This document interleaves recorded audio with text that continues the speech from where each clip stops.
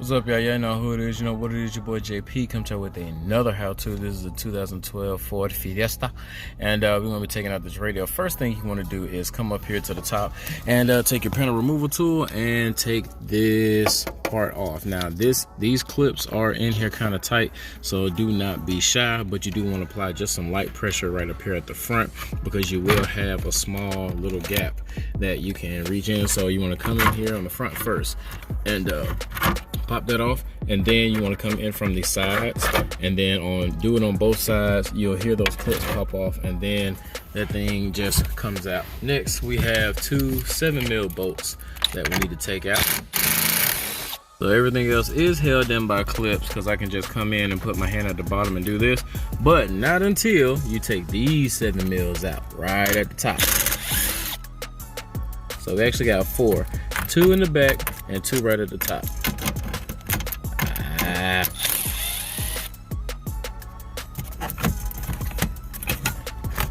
Now we should be able, there we go. So now that's gonna take that part off.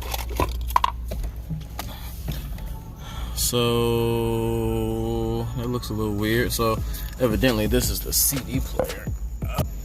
Alright, it does come out. It was just acting weird. So basically you got this little white thing that's on each side, and it goes in that little deal right there. So you just gotta pull it and slide it out. But one harness right here, take that, pull that bitch off. Alright guys, and there you have it. We do have the radio out. Now this does come with a, I don't think it comes with a double DIN kit, I'm not sure, but we're going to be putting a single DIN in here. So let's get this thing wired up and so I can show y'all what it looks like.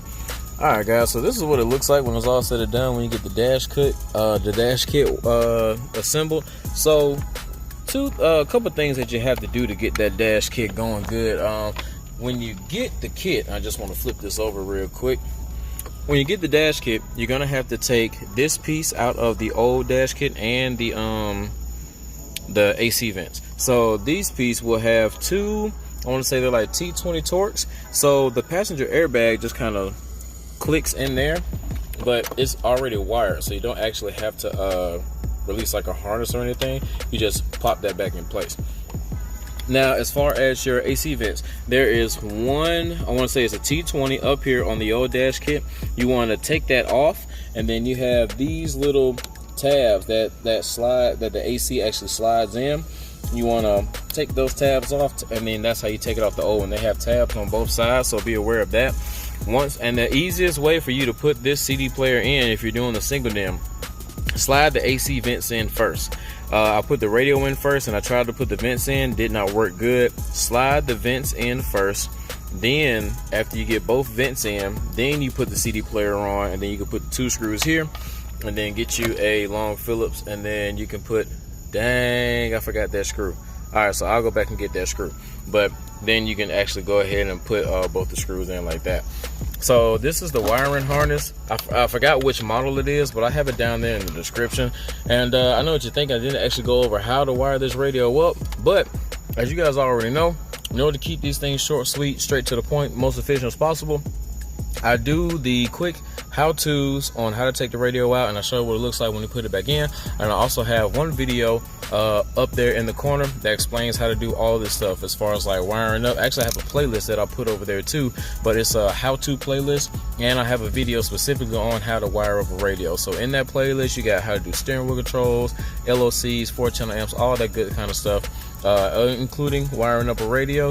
That way you guys have all that information over here, and if you know how to wire up a radio, I'm not boring you by showing you how to do it, but if you need to know how to do it, click over there. If you guys want to know what products I'm using, all the links will be in the description. Other than that, let's get this thing hooked up.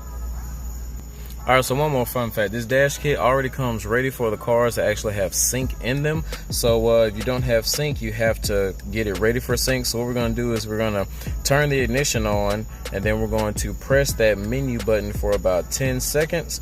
After that, we're going to release it, and then that should program and initialize what it needs to do. And then we're going to cycle the key off and then cycle it back on and check all our functions and make sure everything's working properly. So crank the car up.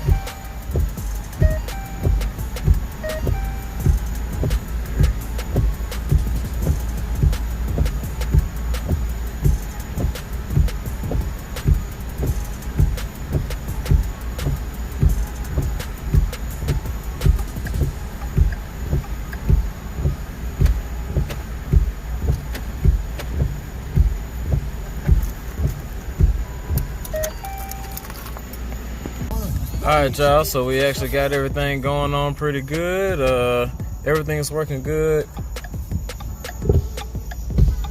That's our hazards, and that's gonna lock the doors, that's gonna unlock the doors.